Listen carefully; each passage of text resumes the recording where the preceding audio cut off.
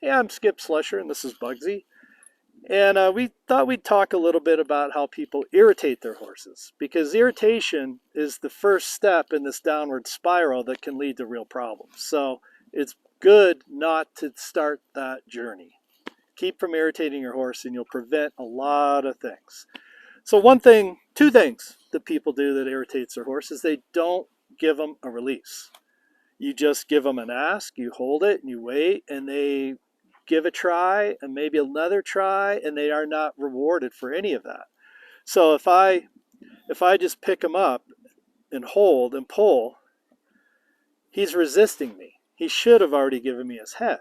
So if I give him a little release, really easy. His head comes right through. He's very willing because I'm not fighting, creating this one-on-one battle.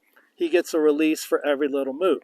So it's like if you want to drive 100 miles, I'm going to pay you for each mile you drive. I'm going to pay you at every mile you hit. I'm not going to wait for you to do the entire thing to pay you off.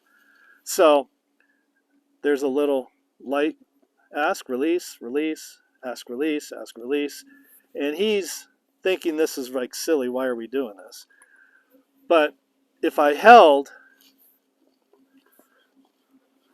he starts leaning into it. I don't know if you can see him pushing his head down, mouthing, working the bit. Now, I'm going to do the other side because he's already ruined this side. So, if I just give him this light little ask release, he's not chewing at the bit, he's not bothered, he's willing. He's giving me his face really soft and easy. And that carries forth onto legs, hands, everything. So watch if I put my leg on him and I just hold it. He's just kind of wandering around. He doesn't know we should be going that way. I'm bending his inside. So I'll do the other side again. If I get in and out, I get his nose, I even get a turn. So that should illustrate pretty clearly the hold versus ask release. Again, hold. He's just walking off camera now. Versus ask release, ask release, ask release, ask release, ask release. And I get a lot of bend in this horse because he's moved his ribs off my legs, because I'm not just putting my leg on there and holding.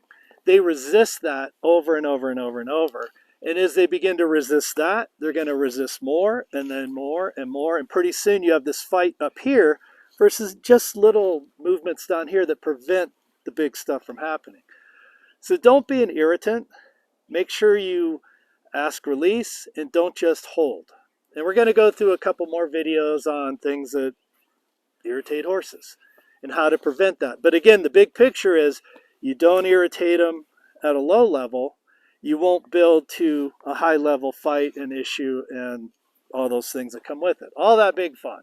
So a lot of ounce of prevention is worth a pound of cure. It's an old saying that really, really holds true with horses.